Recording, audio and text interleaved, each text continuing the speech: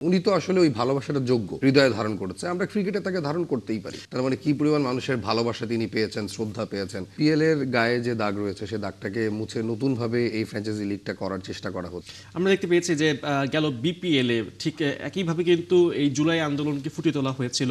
আমরা দেখতে পেয়েছিলাম যে আবু সাঈদের জন্য একটা আয়োজন ছিল, মুগ্ধর জন্য একটা আয়োজন ছিল, যেখানে পানির একটা ব্যবস্থা করেছিল বিপিএল গভর্নিং কাউন্সিল। এবার আসলে শরীফ ওসমান হাদী তার জন্য বা তার এই মানে আত্মত্যাগকে কীভাবে আসলে বিপিএলে মঞ্চে ফুটিয়ে তোলা যায়, বা এই বিষয়গুলোতে আসলে আপনারা কি ভাবছেন?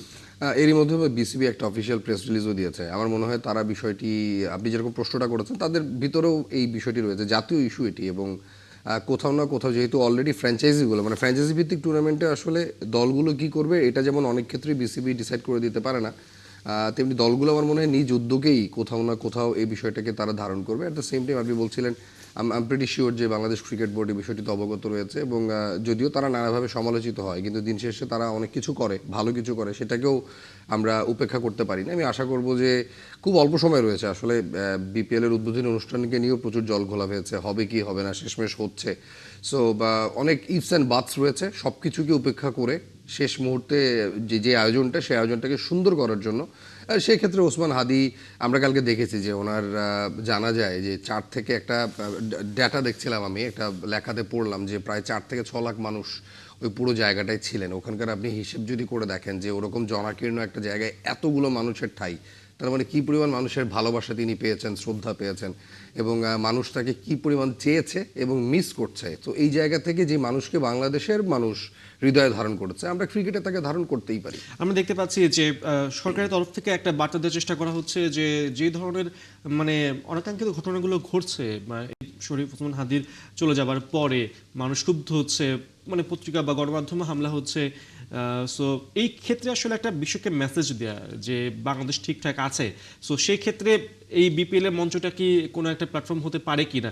যেমন আপনি বলছেন যে উদ্বোধনী অনুষ্ঠান হবে কি হবে না, একটা টালমাটাল অবস্থা ছিল, শেষ পর্যন্ত হচ্ছে। বাট এই যে এক একটা আয়োজন রয়েছে, এক একটা বিষয় রয়েছে, এগুলোর মাধ্যমে সামনে তো নির্বাচন রয়েছে আমাদের, এই বিষয়গুলোর মাধ্যমে মানে বিপিএল এর মাধ্যমে এগুলোকে আসলে কতটা ইজি করে বিশ্বের কাছে বার্তা দেওয়া যেতে পারে?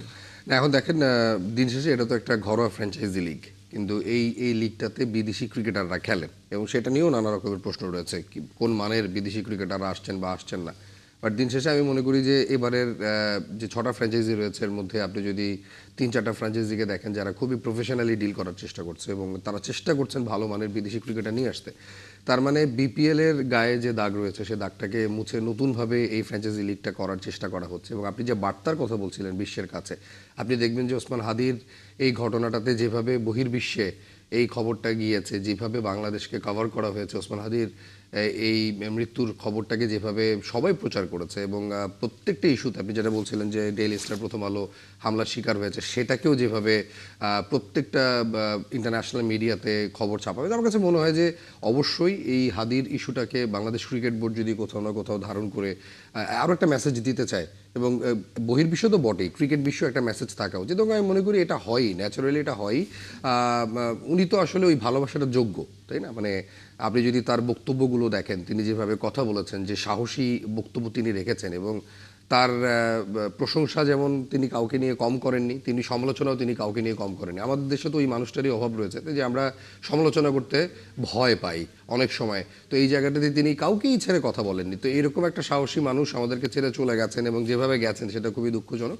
এবং আমি মনে করি বাংলাদেশ ক্রিকেট বোর্ড এবং বাকি ফ্র্যাঞ্চাইজিগুলো কোথাও না কোথাও হাদীর প্রতি কৃতজ্ঞতা রাখবেন।